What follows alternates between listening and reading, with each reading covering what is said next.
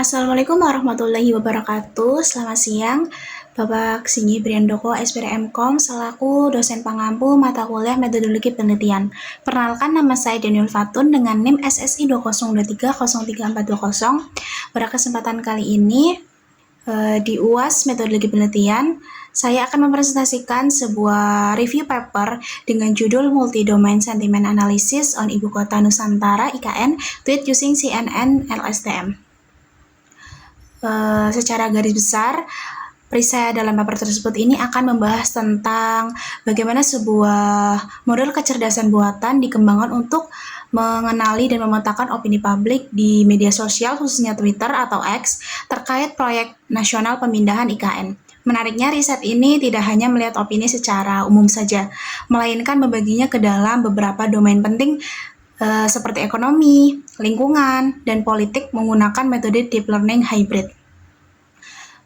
Langsung saja kita masuk ke pembahasan yang pertama, yaitu latar belakang. Dalam latar belakang itu, proyek pemindahan ibu kota negara atau IKN ke Kalimantan Timur memicu gelombang opini yang sangat masif di media sosial, khususnya Twitter atau X. Publik tidak hanya membahas satu topik saja, melainkan mencakup beberapa aspek seperti ekonomi, lingkungan, hingga politik. Namun, penelitian analisis sentimen yang ada sebelumnya kebanyakan mencampur adukan semua topik menjadi satu atau single domain. Padahal karakteristik bahasa dan kata-kata yang digunakan di tiap domain sangat berbeda.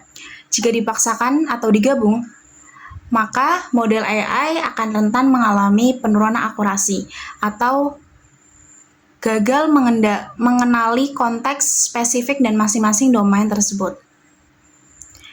Latar belakang di penelitian paper ini tuh masalahnya adalah pemindahan IKN yang lagi anget-angetnya dibahas di Twitter atau X. Kalau diperhatikan, opini publik juga luas banget, kayak ada yang membahas ekonomi, soal anggaran, lingkungan, sampai politik. Masalahnya penelitian-penelitian tersebut sebelumnya sering langsung menyatukan semua tweet itu jadi satu.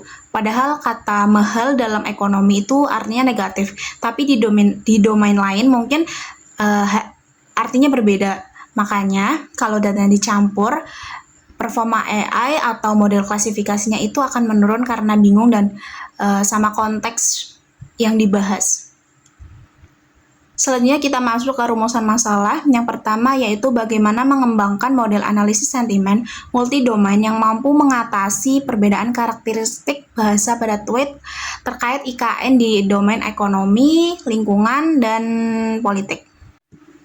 Yang kedua, bagaimana perbandingan performa akurasi dan F1 score antara metode CNN-LSTM, CNN, dan LSTM dalam mengklasifikasikan sentimen multi-domain tersebut. Yang ketiga, ada bagaimana pengaruh penerapan keyword embedding dengan variasi 5 dan 10 keyword terhadap peningkatan performa model analisis sentimen yang dibangun. Jadi pada paper tersebut tuh membagi rumusannya menjadi 3 poin utama yang saling berkaitan. Yang pertama, dalam paper tersebut tuh mau cari tahu gimana cara mengembangkan model analisis sentimen multi-domain yang bisa beradaptasi dan perbedaan bahasa topik ekonomi, lingkungan, dan politik. Yang kedua, paper tersebut mau membandingkan secara langsung performa dari 3 model, yaitu CNN LSTM, CNN tunggal, dan LSTM tunggal. Dan yang ketiga yaitu dalam paper tersebut mau menguji apakah penambahan fitur keyword embedding baik yang pakai 5 kata kunci atau 10 kata kunci beneran bisa mendongkrak performa model AI dengan baik atau tidak. Lalu ada batasan masalahnya. Yang pertama yaitu sumber data. Data opini publik diambil secara spesifik dari platform media sosial Twitter atau X. Lalu ada bahasa dan isu. Teks ke dokumen yang digunakan wajib berbahasa Indonesia dan berfokus pada proyek Ibu Kota Nusantara atau IKN. Yang ketiga ada ruang lingkup domain. Pembahasan dibatasi ke dalam 3 domain utama yaitu ekonomi, lingkungan, dan politik.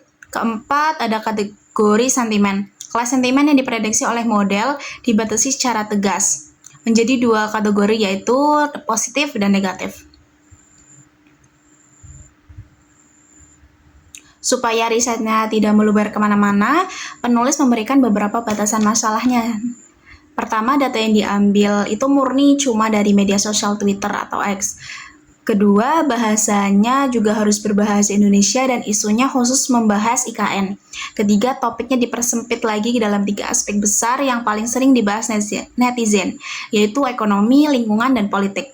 Terakhir, untuk label sentimennya sendiri dibatasi menjadi binary classification. Artinya cuma dikategorikan ke dalam kelas sentimen positif dan negatif. Masuk pada tujuan penelitian, yang pertama mengembangkan model analisis sentimen multi-domain yang andal untuk menangani variasi karakteristik bahasa pada tweet IKN di domain ekonomi, lingkungan, dan politik. Yang kedua, menganalisis dan membandingkan performa akurasi serta F1 score antara metode CNN LSTM, CNN tunggal, dan LSTM tunggal untuk menentukan model klasifikasi yang terbaik. Yang ketiga yaitu mengevaluasi pengaruh penerapan keyword embedding serta menentukan kuantitas kata kunci yang paling optimal antara 5 atau 10 keyword bagi performa model. Sejalan dengan rumusan masalah yang tadi sudah disebutkan, tujuan dari penelitian ini juga dirancang secara sejajar. Poin pertama yaitu tujuannya adalah untuk berhasil mengembangkan model multi-domain yang bisa memisahkan karakteristik bahasa tiap isu IKN dengan baik. Poin kedua yaitu tujuannya menganalisis perbandingan performa dari ketiga model tadi sehingga kita tahu persis mana model yang paling juara antara CNN LSTM, CNN tunggal atau LSTM tunggal. Poin terakhir yaitu penulis ingin mengevaluasi efek dari keyword embedding sekaligus menentukan apakah variasi 5 kata kunci atau 10 kata kunci yang paling optimal buat kestabilan model. Lalu, subjek dan objek penelitian. Subjek dalam penelitian ini adalah masyarakat pengguna media sosial Twitter atau X yang aktif menyuarakan opini atau mencuitkan tweet terkait pemindahan ibu kota Nusantara. Yang kedua yaitu objek penelitian, adalah teks dokumen berupa kumpulan tweet berbahasa Indonesia yang sudah diekstasi dan dikelompokkan ke dalam 3 dataset domain terpisah yaitu domain ekonomi, lingkungan, dan politik. Selanjutnya, metode penelitian. Yang pertama yaitu data crawling, menggunakan kata kunci tentang IKN. Yang kedua yaitu text preprocessing, proses pembersihan data teks melalui tahapan scaffolding, filtering, tokenizing, stop word removal, dan stemming. Yang ketiga yaitu word dan keyword embedding, representasi teks ke dalam bentuk vektor angka menggunakan word to facts atau skipgram dan keyword to facts. Terakhir yaitu arsitektur hybrid CNN LSTM.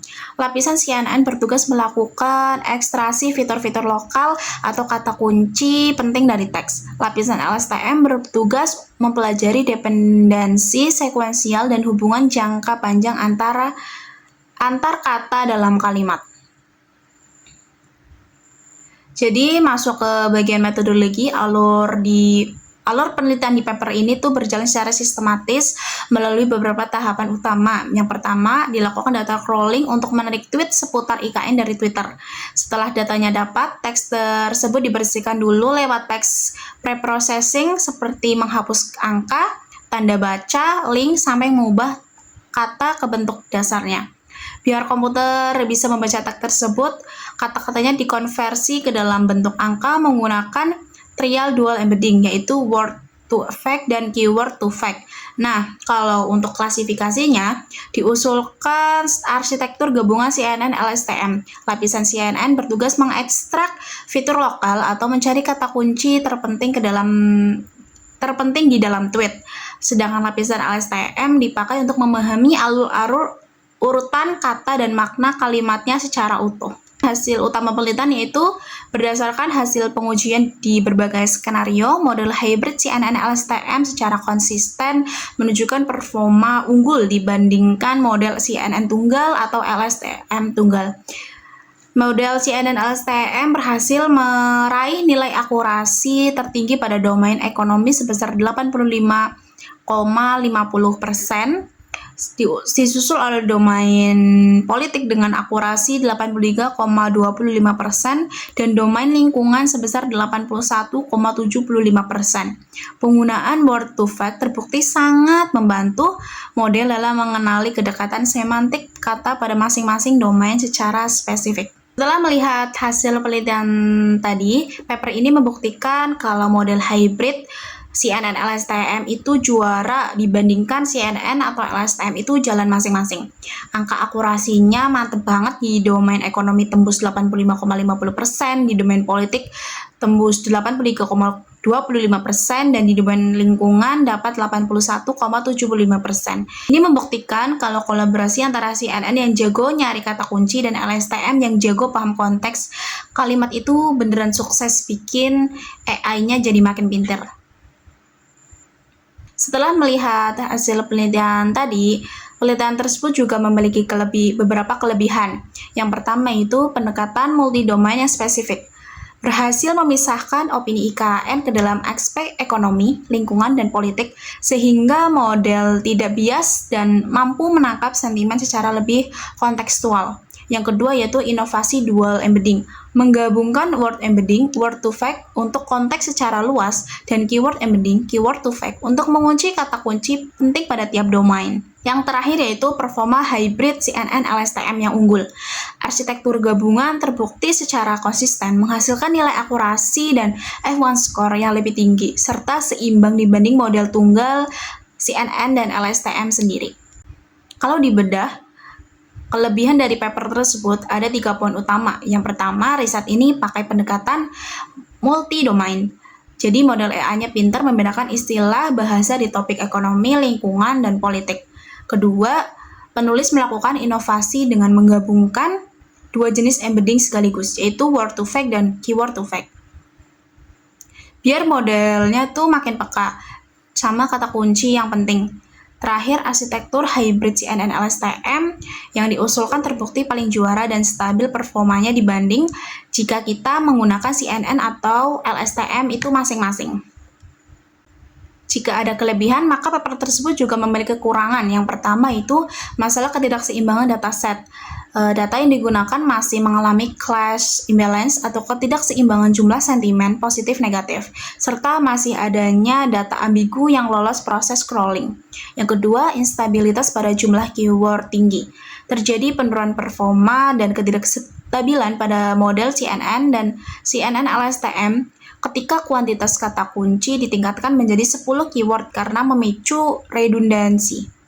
Yang terakhir yaitu keterbatasan arsitektur klasik. Pengujian masih terbatas pada model deep learning konvensional yang belum mengeksplorasi model mutakhir seperti berbasis transformer, contoh Indobert atau attention machine.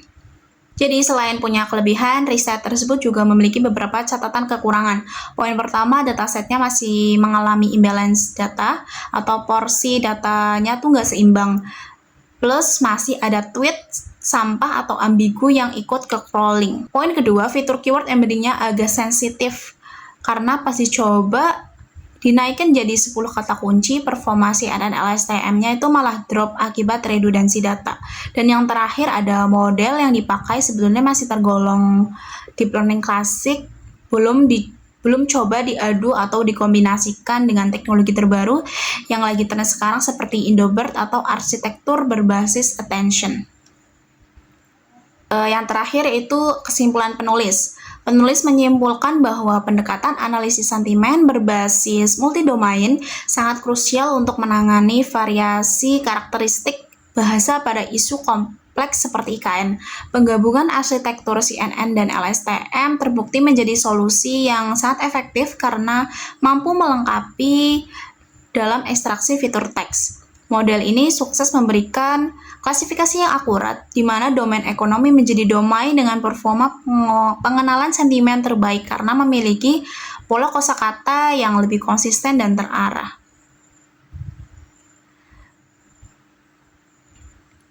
Jadi kesimpulan dari penulisnya itu kalau kita mau menganalisis sentimen isu besar seperti IKN, jangan digabungin rata datanya, tapi harus dibagi per domainnya seperti penelitian ini supaya lebih akurat.